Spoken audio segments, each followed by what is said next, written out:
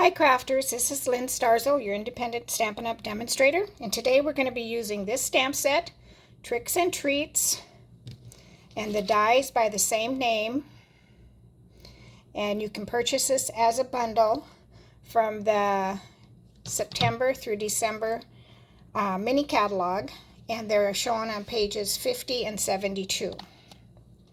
You get 15 dies. You have to cut 2 of these for your bag, and this we're going to be using today to cut our scallop topper. And you can make candy corn. There's tags. This is an acorn. There's dies that cut smaller holes and larger holes. That's right there. And here's the candy corn, and here's what I did to make a acorn. Okay, let's get started. We're going to be using the designer series paper, and I think it's with the Them Bones suite or bundle. Can't remember the name of it for sure. So I've cut 2 of these. When you cut them, you want to make sure that you have the same orientation. This is the bottom, so I ran it through twice, and this is like 4 5/8 by 10 1/2. Okay, I'm gonna go cut this with this die, just along the top, so we get that jagged border. Okay, now we're going to use the bone folder to do our scoring, or not the scoring, but use the bone folder to fold over our scored lines.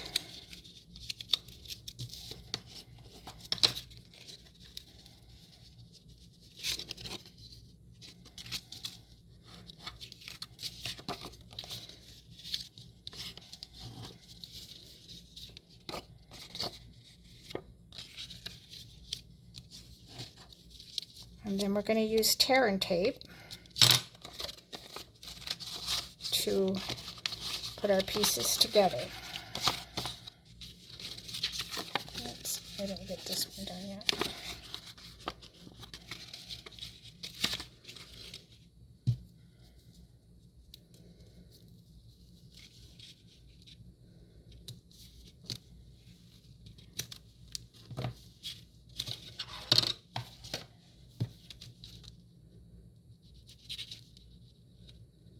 These really do come together pretty quickly.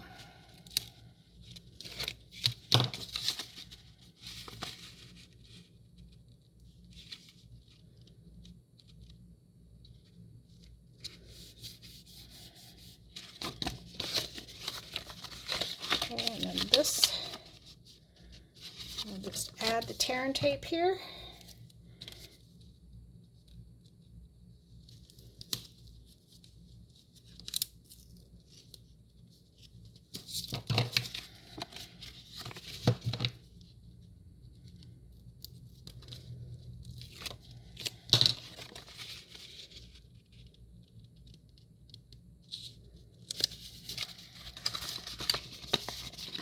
Now we just need to fold in our bottom, and then we'll add more tear and tape. And I usually add 2 strips just close together.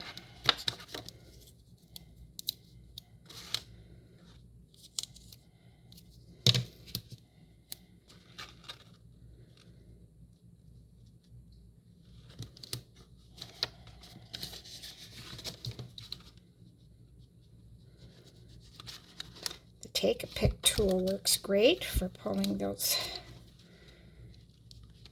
waste part off. Of course, now that I say something, there it goes. Okay, and then when I do this, I take my piercing mat and then a block. I push down. So we get that done. Okay. And then we had, I embossed the house, the spook house or spook mansion or whatever. I stamped it on pumpkin pie, and with clear, with a Versamark, and then I embossed with black embossing powder. Before I did my stamping, I rubbed with the embossing buddy, and I used our embossing tool kit. So we have that. And then I also did the same thing with the trick or treat stamp, and then I'm just going to cut those apart.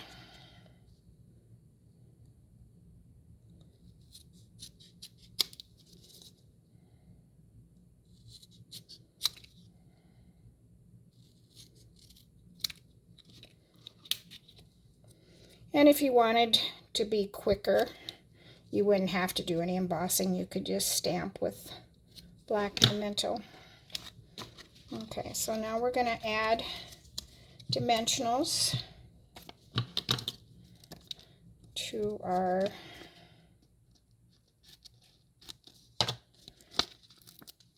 spook house.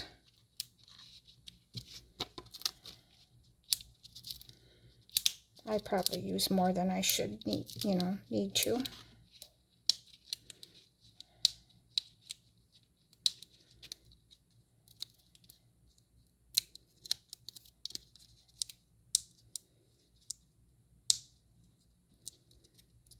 Oh, they're just not wanting to come off.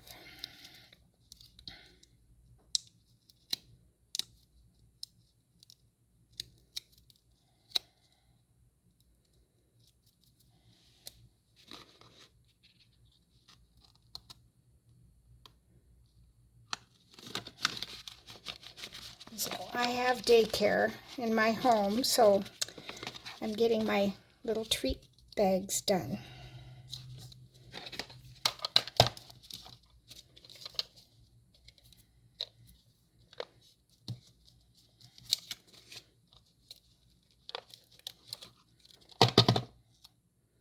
Let's see.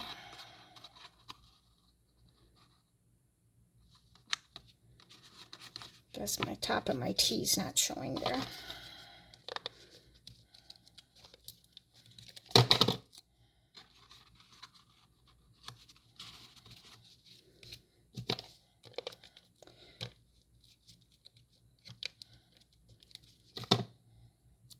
Let's see, let's put this one over here this time.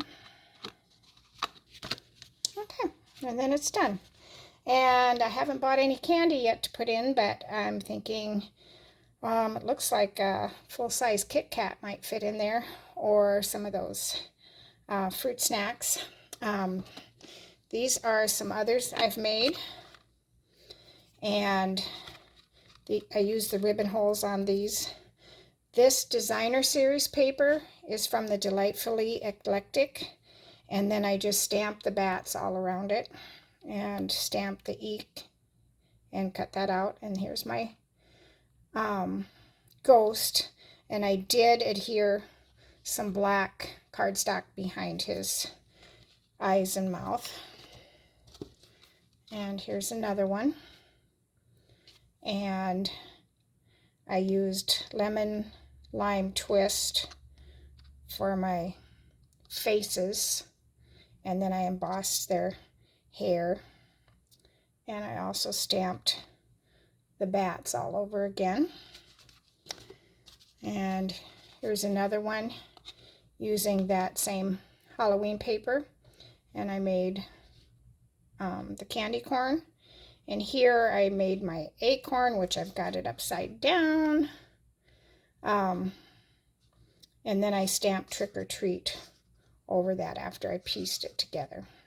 But I will turn that around probably. And then there is glow-in-the-dark bats and ghosts and just paper. So I did stamp these, and they look like it's, you know, just white. I'm going to turn the light off and hopefully you'll be able to see how they glow. Yay! Isn't that cool? In a completely dark room, they look like a bright neon green. Okay, thanks for watching and have fun making your projects. Bye.